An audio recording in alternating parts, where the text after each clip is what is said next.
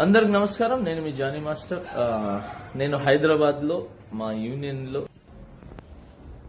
TFTDDA Mukuraj master గారు మా union స్థాపించిందనమాట.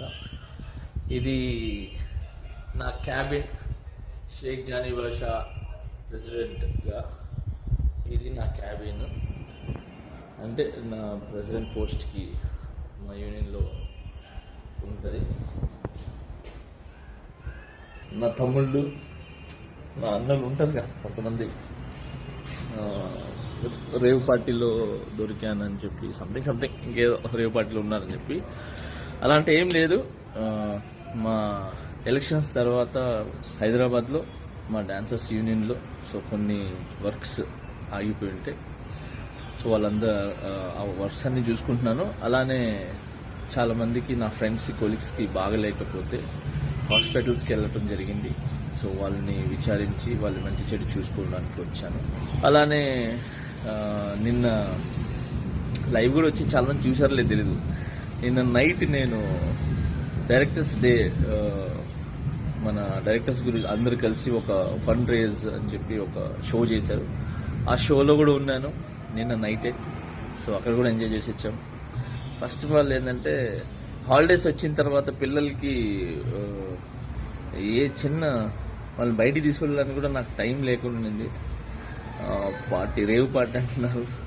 అసలు మామూలు చాక్లెట్ పార్టీ ఇద్దామన్నా కూడా మా పిల్లలకి టైం లేదు. జూన్ 4 పార్టీ అనేది, జూన్ 4 ఆంధ్రప్రదేశ్ మొత్తం ప్రతి ఇంట్లో పండుగ చేసుకుంటారు. అది పార్టీ అనేది. Okay, now I'm happy. నేను ఎక్కడికి పోలేదు, నేను బాగున్నాను, నేను ఇక్కడే ఉన్నాను, మా యూనియన్ ఉన్నాను, హైదరాబాద్లో ఉన్నాను. Thank you so much. జై జనసేన, జై హింద్. హలో అయిలేగా మా ఇంట్లోనే ఉన్నాను, హైదరాబాద్లో ఉన్నాను. నేను విన్నాను పొద్దున్నుంచి, నాకు ఫోన్లు రావడం జరిగింది. నేను కూడా వీడియో క్లిప్ చూశాను. మన మీడియా మిత్రులు చాలామంది నన్ను అడిగి క్లారిఫై చేసుకున్నారు. వాళ్ళ దాంట్లో రాలేదు నాకు తెలిసి.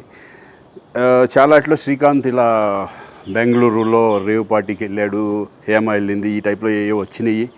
లేదా నాకు నవ్వు వచ్చింది. ఇంట్లో వాళ్ళందరూ నవ్వుకున్నాం.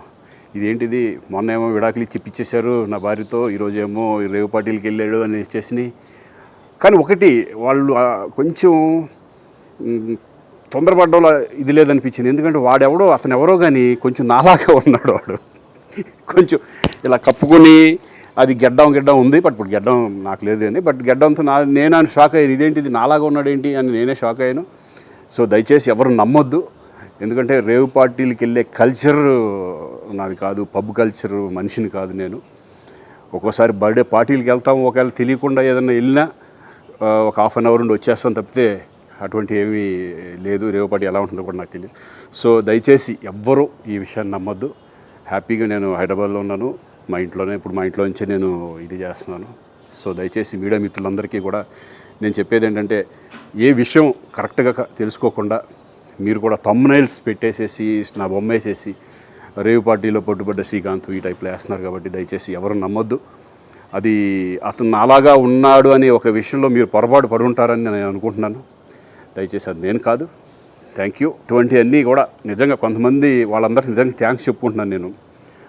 కొంతమంది మీడియా మిత్రులు నాకు డైరెక్ట్గా తెలుసు కాబట్టి, వాళ్ళ ఫ్రెండ్స్ లాగా నన్ను ఇచ్చేస్తారు కాబట్టి, వాళ్ళందరూ నన్ను డైరెక్ట్గా అడగడం, నేను చూసి ఇద్దరు నవ్వుకోవడం, వాళ్ళు వాళ్ళ దాంట్లో వేయకుండా చూశారు కొంతమంది. వాళ్ళందరూ కూడా నేను థ్యాంక్స్ చెప్పుకుంటున్నాను. దయచేసి ఇవన్నీ నమ్మొద్దు. అదే నేను ఇప్పుడే వీడియో బయట తీస్తున్నాను, నిన్ను కూడా లైన్లోనే పెట్టాను. ఇప్పుడు నువ్వు ఏ ఛానల్లో వర్క్ చేస్తున్నావు? తెలుగు వన్.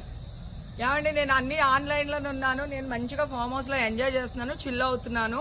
నా మీద ఈ ఫేక్ న్యూస్ వస్తుంది. ప్లీజ్ వేణు, నేను మళ్ళీ చేస్తాను. మన వాళ్ళు కంటిన్యూస్గా కాల్ చేస్తున్నారు. ఒక వీడియో బయట రిలీజ్ చేసేసి నీకుతో మాట్లాడతాను. ఓకే మా, థ్యాంక్ యూ. హాయ్ అండి, నేను ఎక్కడికి వెళ్ళలేదు, నేను హైదరాబాద్లోనే ఉన్నాను. ఒక ఫామ్ హౌస్లో ఎంజాయ్ చేస్తున్నాను, చిల్ అవుతున్నాను. నా మీద వచ్చే న్యూస్ ఫేక్ న్యూస్. అది అక్కడ మరి ఎవరున్నారో ఏమో నాకు తెలియదు. అది ఫేక్ న్యూస్ అండి, అవన్నీ నమ్మొద్దు. Okay, thank you. అదే నేను ఇప్పుడే వీడియో బయట తీస్తున్నాను, నిన్ను కూడా లైన్లోనే పెట్టాను. ఇప్పుడు నువ్వు ఏ ఛానల్లో వర్క్ చేస్తున్నావు? తెలుగు వన్. ఏమండి నేను అన్ని ఆన్లైన్ లోనే ఉన్నాను, నేను మంచిగా ఫామ్ హౌస్ లో ఎంజాయ్ చేస్తున్నాను, చిల్ అవుతున్నాను. నా మీద ఈ ఫేక్ న్యూస్ వస్తుంది, ప్లీజ్ వేణు నేను మళ్ళీ చేస్తాను. మన వాళ్ళు కంటిన్యూస్ గా కాల్ చేస్తున్నారు, ఒక వీడియో బయట రిలీజ్ చేసేసి నీకుతో మాట్లాడతాను. ఓకే మా, థ్యాంక్ యూ. హాయ్ అండి, నేను ఎక్కడికి వెళ్ళలేదు, నేను హైదరాబాద్ లోనే ఉన్నాను. సో ఒక ఫామ్ హౌస్ లో ఎంజాయ్ చేస్తున్నాను, చిల్ అవుతున్నాను. సో నా మీద వచ్చే న్యూస్ ఫేక్ న్యూస్, అది అక్కడ మరి ఎవరున్నారో ఏమో నాకు తెలియదు. సో అది ఫేక్ న్యూస్ అండి, అవన్నీ నమ్మొద్దు. Okay, thank you.